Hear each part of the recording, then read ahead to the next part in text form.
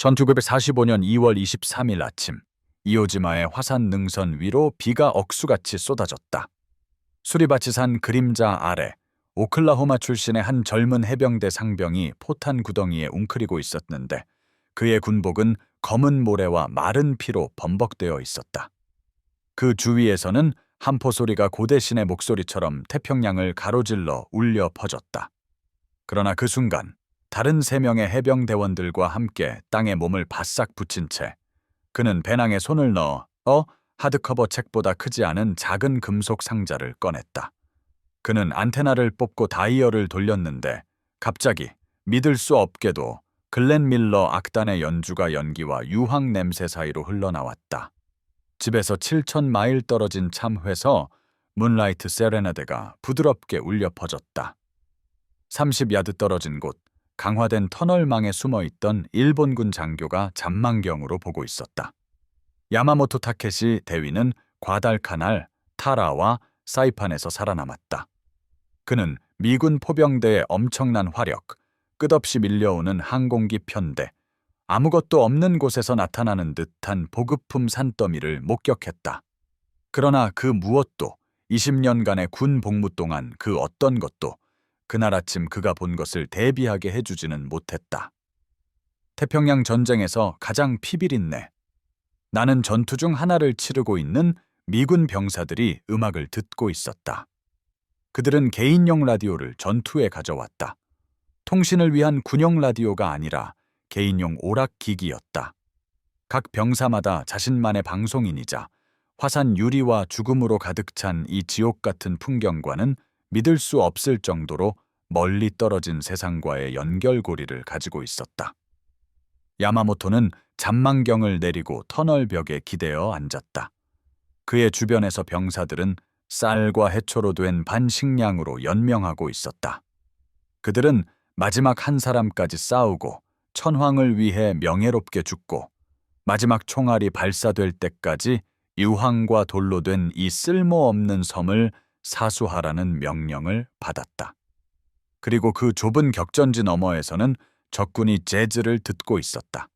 이 순간의 깊은 심리적 영향을 이해하기 위해서는 먼저 라디오 그 자체를 단순한 기술적 장치가 아닌 근본적으로 다른 두 문명이 전쟁을 벌이는 상징으로서 이해해야 한다.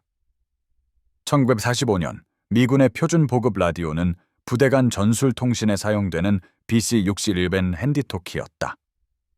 그러나 일본 관측병들을 그토록 당혹스럽게 했던 라디오는 완전히 다른 것이었다.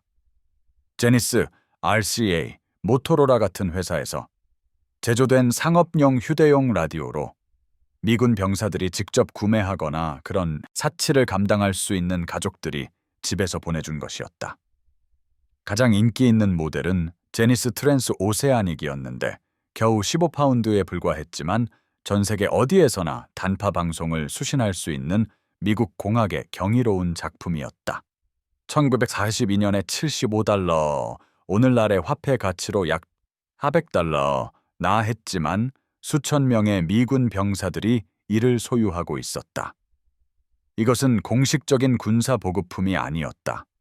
이것은 풍요가 명확히 드러난 것이었다.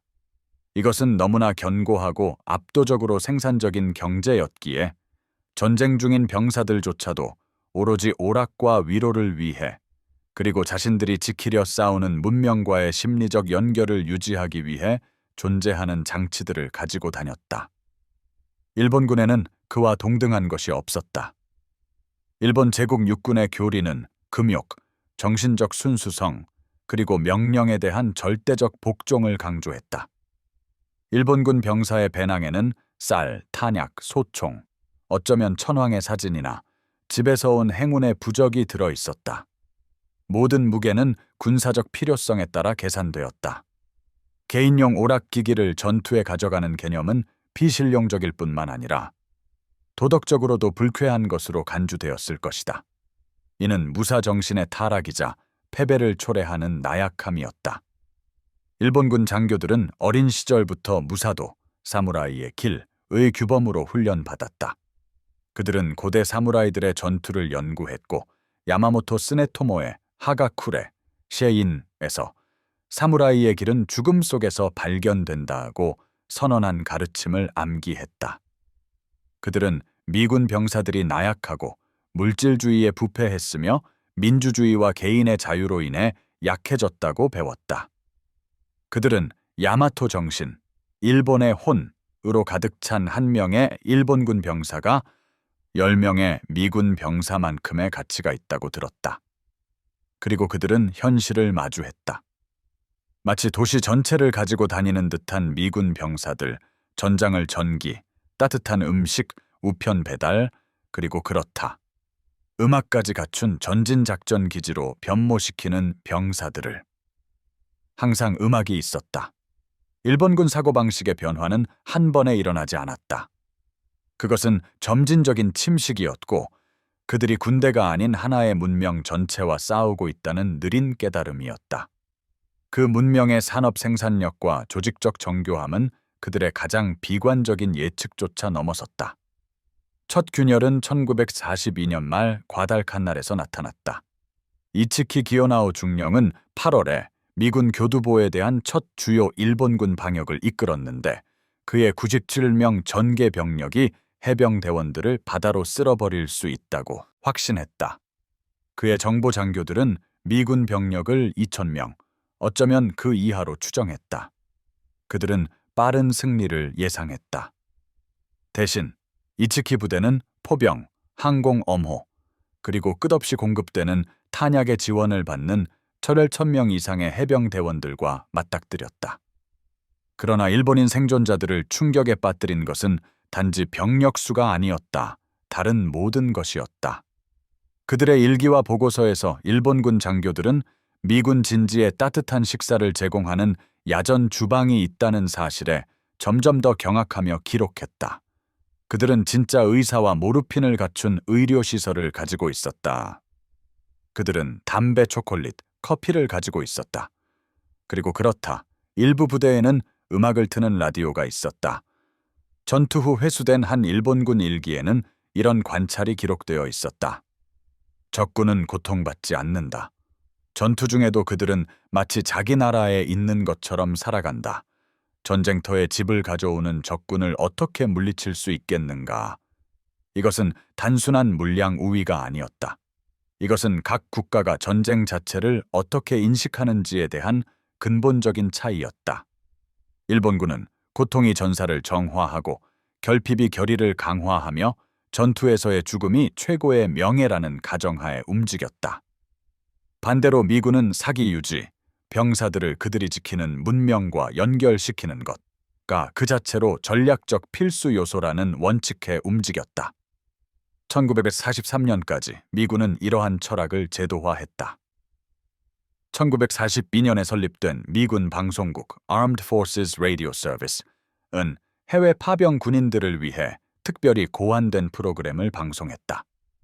커맨드 퍼포먼스, 메일 콜, GI 자이브와 같은 프로그램들은 모든 전선의 병사들에게 오락을 직접 전달했다.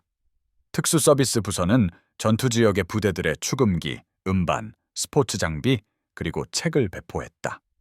USO 미국 해외 위문 협회대는 밥 호프, 빙 크로스비, 마를렌 디트리히 같은 연예인들을 최전선에서 불과 몇 마일 떨어진 곳까지 보내 공연하게 했다. 이것은 경박함이 아니었다.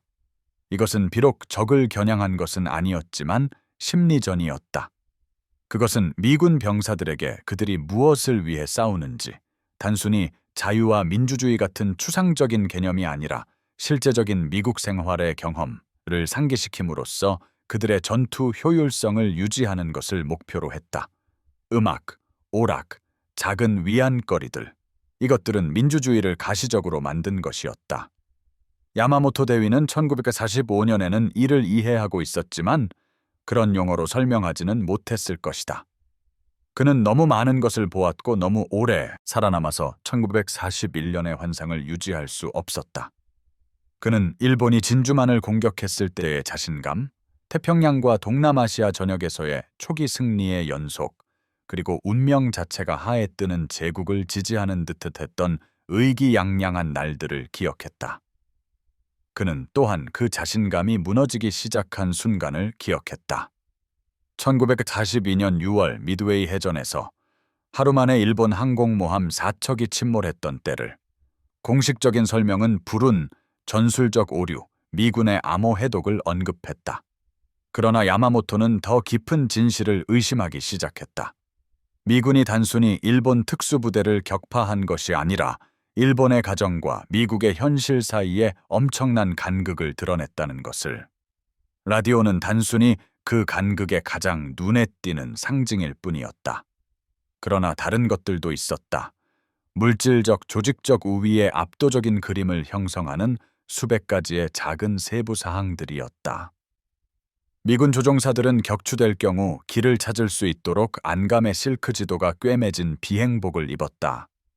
미군 병사들은 방수 성냥, 말라리아 약, 정수 알약을 가지고 다녔다. 그들의 군복은 열대 전투를 위해 통풍과 속건성 직물로 재단되었다. 그들의 군화는 정글 환경에서 부패에 강한 강화된 밑창을 가지고 있었다. 모든 미군 병사는 집에서 온 사진으로 가득 찬 지갑을 가지고 다니는 듯했다. 그들은 미리 인쇄된 부메일 양식의 편지를 썼는데 이는 운송 공간을 절약하기 위해 마이크로필름으로 촬영된 후 목적지에서 다시 인쇄되었다. 이 혁신은 각 병사가 군사 우편 시스템의 과부하를 주지 않고도 정기적인 통신을 유지할 수 있게 해주었다. 이것이 필요로 하는 조직 규모는 엄청났다. 1945년까지 미 육군 우편국은 태평양 전선에서만 한 달에 3,800만 건 이상의 우편물을 처리했다. 반면에 일본군 병사들은 종종 몇 달 동안 집에서 온 편지를 받지 못했다. 종이는 귀했고 운송 공간은 군수품에 우선적으로 할당되었으며 전쟁이 일본에 불리하게 전개되면서 우편 배달 인프라는 단순히 붕괴되었다. 태평양 섬에 있는 많은 일본군 병사들은 1943년 또는 1944년 초에 집에서 온 마지막 편지를 받았다. 그 후에는 오직 침묵만이 있었고 자신들이 목숨 걸고 지키려 했던 조국 자체가 공격받고 있다는 사실을 아는 것뿐이었다. 이러한 고립의 심리적 영향은 파괴적이었다. 일본군의 기록과 전후 인터뷰는 고향과의 연결이 끊어지는 것과 직접적으로 연관된 사기 저하 패턴을 보여준다. 1983년까지 희망을 유지했던 병사들은 1944년에는 숙명론자가 되었다. 궁극적인 승리를 믿었던 장교들은 단지 잘 죽는 것에만, 즉 자신들이 존중하도록 배운 규범에 따라 그들의 죽음이 의미를 갖도록 하는 것에만 집중하게 되었다. 그리고 그 모든 시간 동안 그들은 미군 병사들이 음악을 듣는 소리를 들을 수 있었다. 많은 일본인 관찰자들의 마음속에서 작은 라디오는 군사력이라기보다는 더 깊고 불안정한 미국 국력의 완벽한 상징이 되었습니다. 그것은 일본을 괴멸시키는 탱크, 항공기, 선박들을 생산하면서도 수백만 개의 소비재를 제조할 여유가 있을 만큼 광대한 경제력을 나타냈습니다. 심지어 전시에도 개인의 안락함을 중요하게 여기는 사회를 보여주었죠. 무엇보다 가장 당혹스러웠던 것은 일본 장교들이 민주주의에서는 불가능하다고 교육받았던 일종의 자신감을 라디오가 상징했다는 점입니다. 그들은 민주주의는 나약하며 합의에 의한 통치는 우유부단함과 부패를 낳고 오직 권위주의 국가에 집중된 의지만이 총력전을 위해 국가를 동원할 수 있다라고 배워왔습니다. 미국인들은 이러한 교리가 파멸적으로 틀렸다는 것을 증명하고 있었습니다. 그들의 민주주의는 모든 면에서 일본 제국보다 더 많이 생산하고 더 잘 싸웠으며 더 오래 버텨냈습니다. 라디오는 또한 다른 것을 드러냈습니다. 미국인들은 개개인으로 싸우는 것이 아니라 그들이 진정으로 믿는 체제와 생활 방식의 대표자로서 싸우고 있었다라는 것을요. 일본 병사는 천황을 위해, 가족의 명예를 위해, 고향의 오랜 전통을 위해 싸웠습니다. 미국 병사는 베니 굿맨이나 앤드루스 시스터즈의 노래를 들으며 고향에서 온 편지를 읽으며 전쟁이 끝난 후 무엇을 할지 계획하면서 싸웠습니다. 그는 그 삶을 초월하기 위해서가 아니라 그 삶으로 돌아가기 위해 싸웠습니다. 이러한 차이는 수많은 작은 방식으로 드러났고 이 모든 것이 합쳐져 극복할 수 없는 이점을 만들어냈습니다. 미국 병사들은 전술적 상황이 허락할 때 전투 중 휴식을 취했습니다. 그들은 쉬고 따뜻한 음식을 먹고 음악을 듣고 편지를 썼습니다. 비인간적인 폭력 속에서도 인간성을 유지했던 것입니다. 반면에 일본 병사들은 개성을 억압하고 천황의 의지를 수행하는 순수한 도구가 되도록 교육받았습니다. 이것은 그들을 여러 면에서 강력하게 만들었습니다. 훈련이 잘 되어 있고 엄청난 고난을 견딜 의지가 있으며 자살적인 용기를 가질 수 있었죠. 하지만 그것은 또한 그들을 취약하게 만들었습니다. 승리에 대한 확신이 무너졌을 때 많은 일본 병사들은 기댈 곳이 아무것도 없었습니다. 승리 속에서 그들을 지탱했던 규범은 패배 속에서 덫이 되었습니다. 1945년 2월 야마모토 대위는 일본이 전쟁에서 지고 있다는 것을 알았습니다. 눈이 있는 모든 장교는 그것을 알았습니다. 태평양을 가로지르는 미군의 진격은 멈출 수 없었습니다. 타라와, 사이판, 괌, 펠렐리우, 레이테. 각 섬은 미국인들에게는 사상자를 안겨주었지만 일본에게는 전 병력을 잃게 했습니다. 수치는 잔인하고 단순했습니다. 일본은 배, 비행기, 훈련된 조종사, 연료, 탄약이 바닥나고 있었습니다. 미국인들은 이 모든 것을 무제한으로 가지고 있는 것처럼 보였고 게다가 스윙 음악을 재생하는 라디오까지 있었습니다. 이오지마를 마지막 한 사람까지 방어하라는 명령은 군사 전략이 아니었습니다. 그것은 일본이 더 이상 전투에서 이길 수 없고 단지 전투를 연장할 수 있을 뿐이라는 인식이었습니다. 각 미국 승리를 가능한 한 큰 대가를 치르게 함으로써 일본이 완전한 파괴에 직면하기보다는 조건부 항복을 협상할 수 있기를 바라는 희망이었습니다. 그것은 절박한 도박이었고 야마모토는 그것이 실패할 것임을 알고 있었습니다. 그러나 규범은 그에게 시도하고 명예롭게 죽고 조상이나 천황에게 불명예를 안기지 말라고 요구했습니다.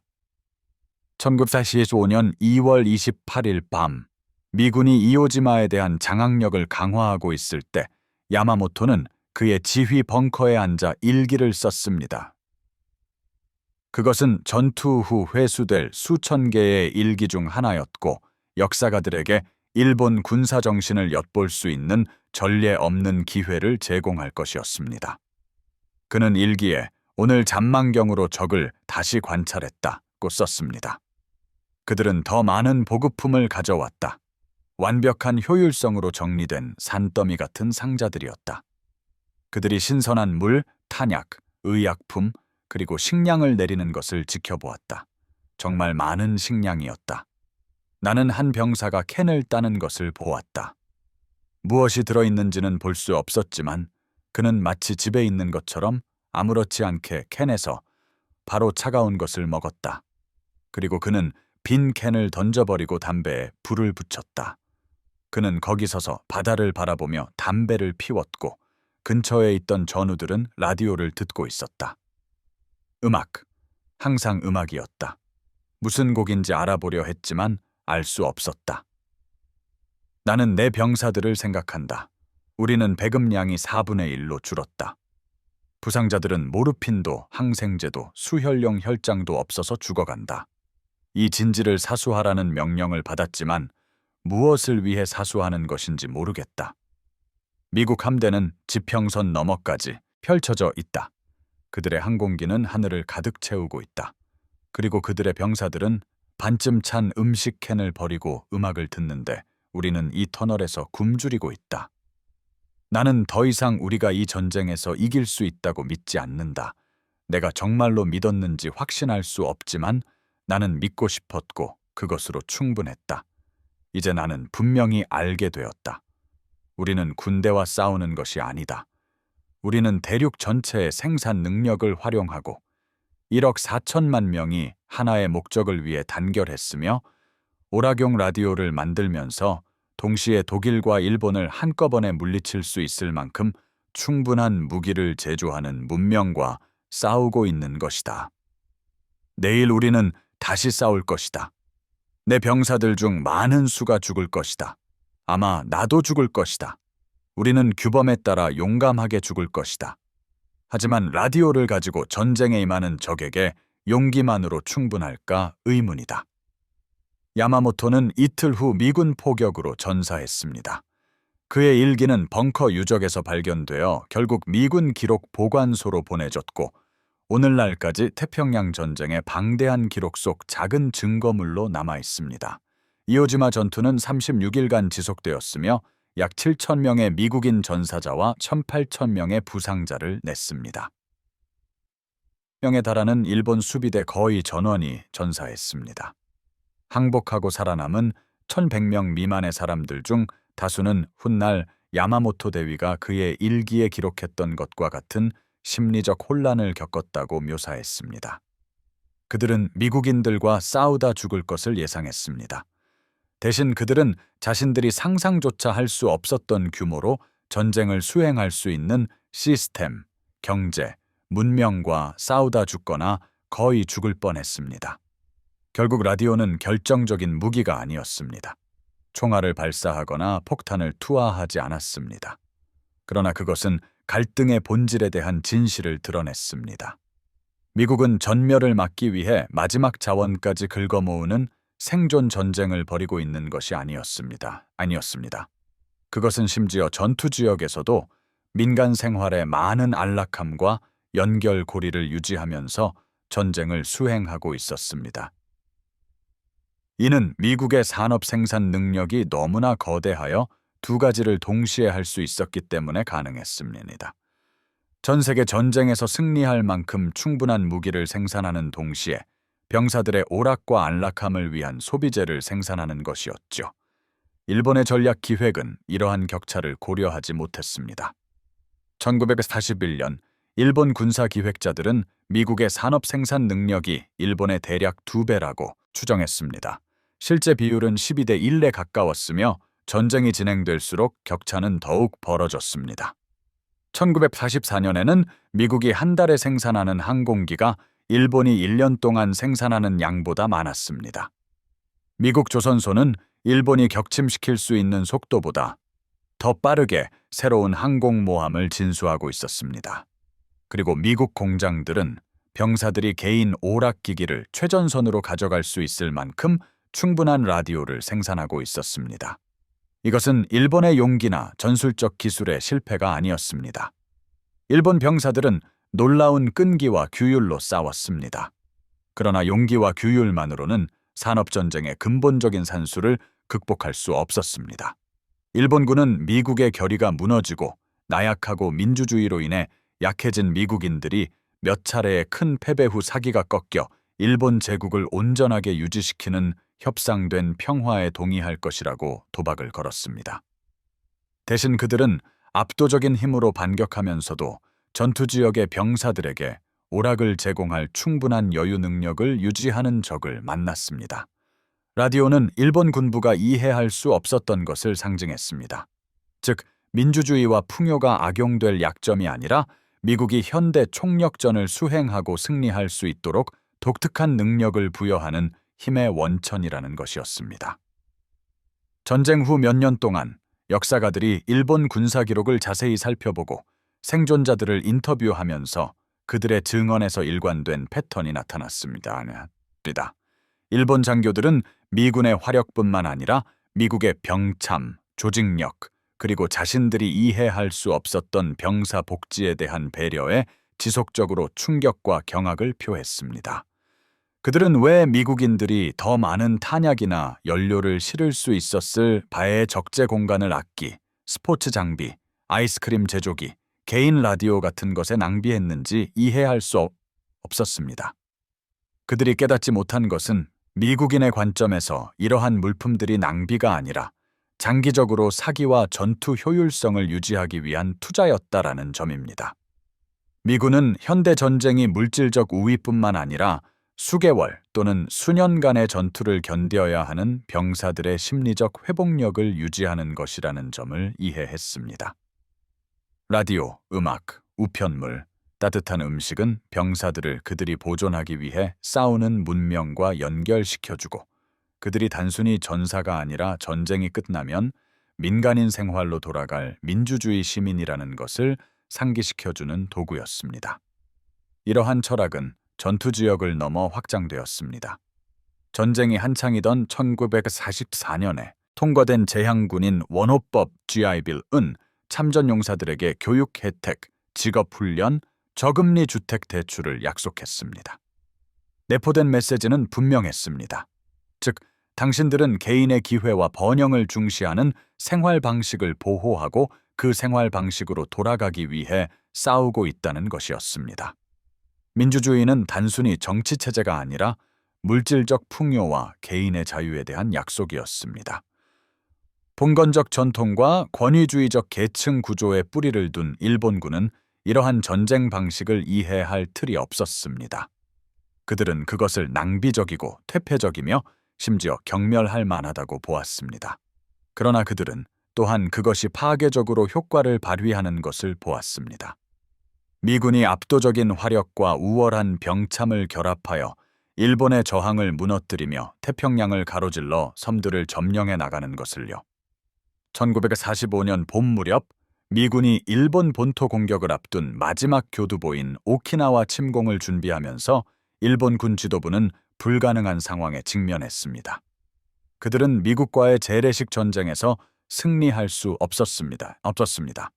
연합군이 무조건 항복을 요구했기 때문에 유리한 평화 협상을 할 수도 없었습니다. 그리고 그들이 병사들에게 가르쳤던 충성, 의무, 그리고 무사도 정신에 대한 모든 것을 욕되게 하지 않고는 항복할 수 없었습니다. 그 결과는 겨루작전이었습니다. 이는 무기를 들 수 있는 모든 남자, 여자, 아이들을 동원하여 일본 본토를 방어하려는 필사적인 계획이었습니다. 이 계획은 전례 없는 규모의 자살 공격을 요구했습니다. 수천 대의 가미카제 항공기, 자살 보트, 인간 어뢰, 그리고 죽을 때까지 싸우도록 지시받은 대나무 창으로 무장한 민간인들이 동원되었습니다. 그것은 불명예보다 죽음을 더 가치 있게 여기고 항복을 궁극적인 수치 외에 다른 어떤 것으로도 생각할 수 없었던 규범에서 비롯된 광기였습니다. 1945년 8월 히로시마와 나가사키에 대한 원자폭탄 투하는 히로히토 천황에게 군 지휘관들을 제압하고 무조건 항복을 받아들일 정당성을 부여했습니다. 일본 국민을 향한 그의 라디오 연설에서 대부분의 일본인이 천황의 목소리를 처음 들은 때였습니다. 히로히토는 일본 민족을 전멸시킬 위협적인 새롭고 가장 잔인한 폭탄에 대해 말했습니다.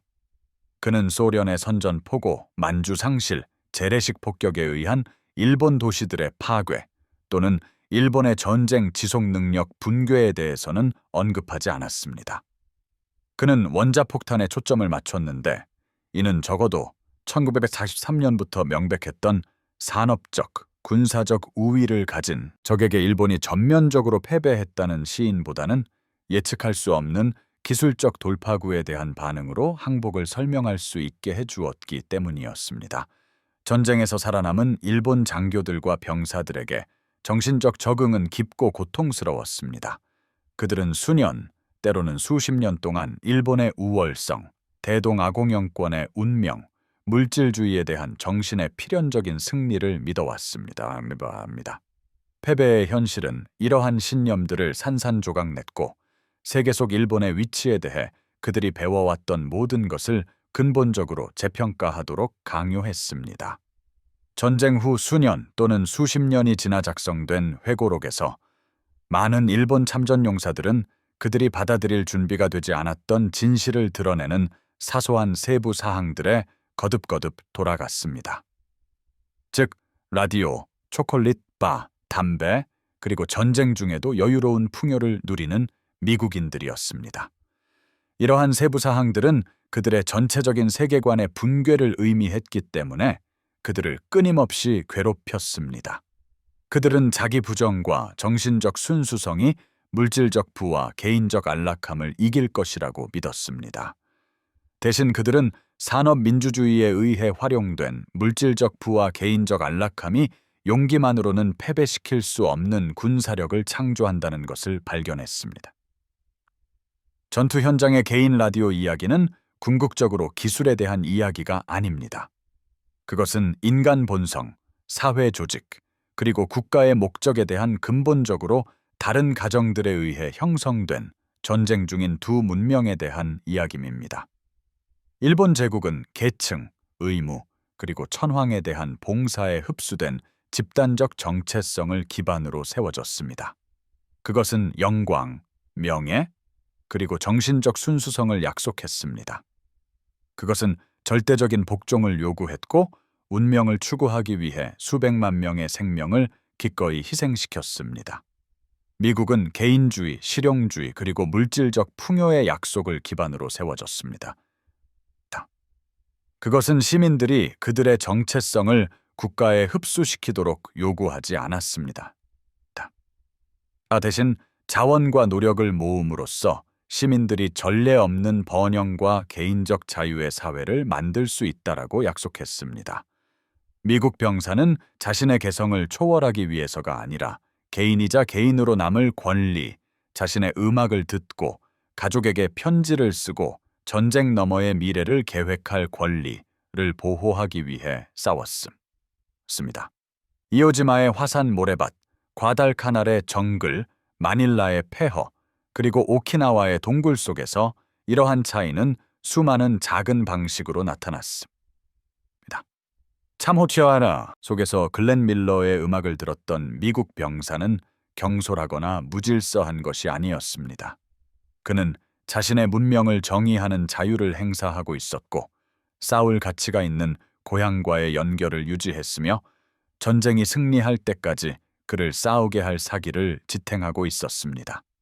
이를 이해하지 못하고 점점 더 절망하며 지켜보던 일본 장교는 어리석거나 무지한 것이 아니었습니다. 그는 산업시대 전쟁의 물질적 현실보다 명예, 의무, 영광과 같은 추상적인 가치를 중요하게 여기도록 가르친 시스템에 갇혀 있었습니다. 그의 용기는 진실했고 그의 헌신은 절대적이었으며 그의 신념을 위해 죽으려는 의지는 의심할 여지가 없었습니다.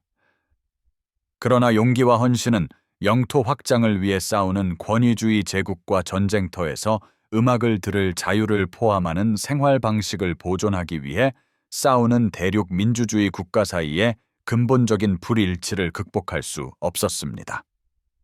오늘날 제2차 세계대전이 끝난 지 80년이 넘은 지금, 그 개인 라디오 중 몇몇은 박물관과 개인 소장품으로 남아 있습니다. 그것들은 다이얼과 안테나가 달린 작은 금속 상자들로 유리 진열장 안에 놓여 있으며 세계를 재편한 갈등의 말없는 증인들입니다.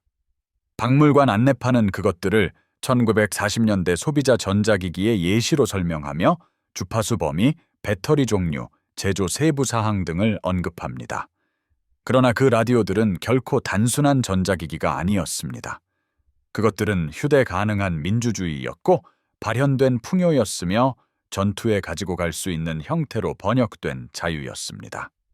그것들은 한 국가가 시민들에게 개성을 포기하도록 요구하지 않고도 세계 전쟁을 수행할 수 있다는 증거였고 승리가 국가에 대한 완전한 복종을 요구하지 않는다는 것, 그리고 물질적 안락함과 군사적 효율성이 서로 반대되는 것이 아니라 상호 보완적이라는 증거였습니다.